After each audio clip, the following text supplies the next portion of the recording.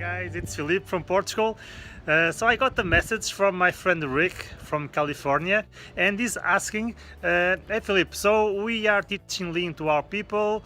Some of our people are starting to get it, but even so, we are having some difficulties having people teaching Lean to others. So he asked me how we are doing that.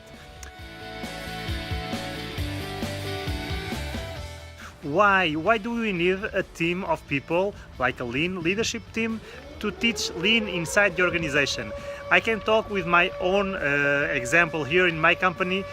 For a long time I tried to teach Lean to everybody, so I was using my time and energy trying to reach every single person in the company. We are not a very big company, we have 30 people in our company, and I found that it was extremely inefficient doing like that.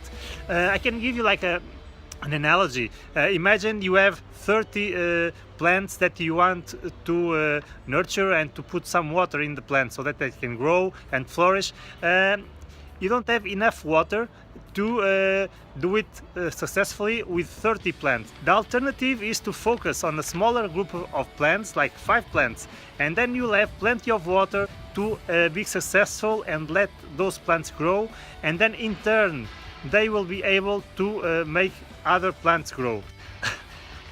So it's kind of a silly example, but I think you get the idea. When I was trying to invest my time with all of the people, I was giving just a little bit of time, a little bit of water to every single one of them, and I was having very poor results. So the improvement was I should first focus on a smaller group of people, like 5 people, and then once they are trained in Lean and trained in training others, it's 2 different things.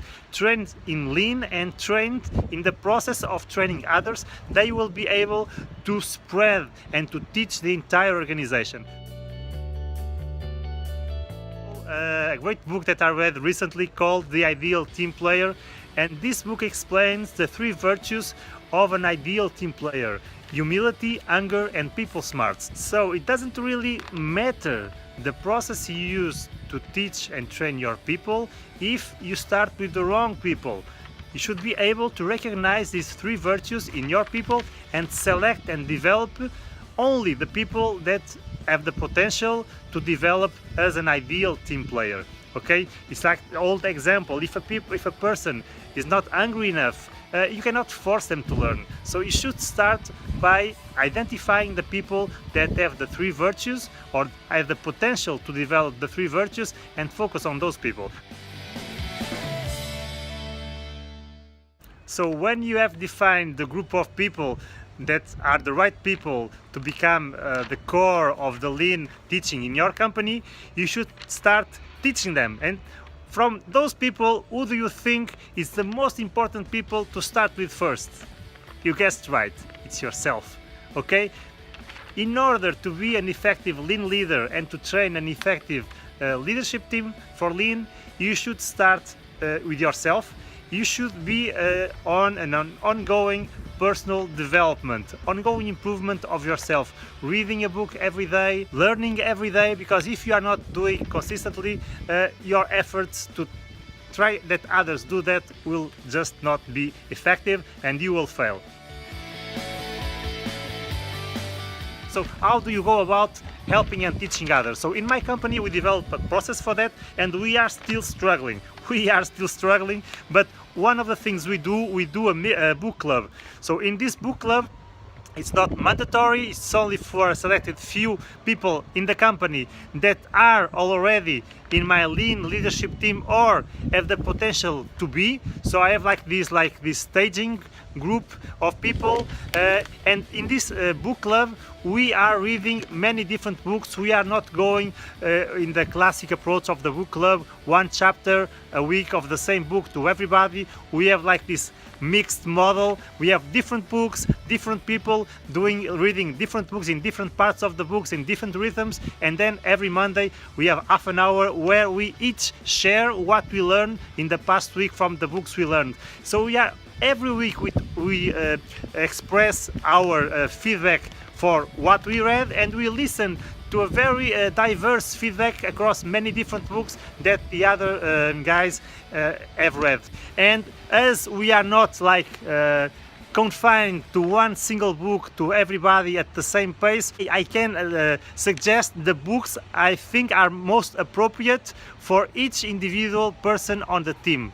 Okay, it's like a personalized development.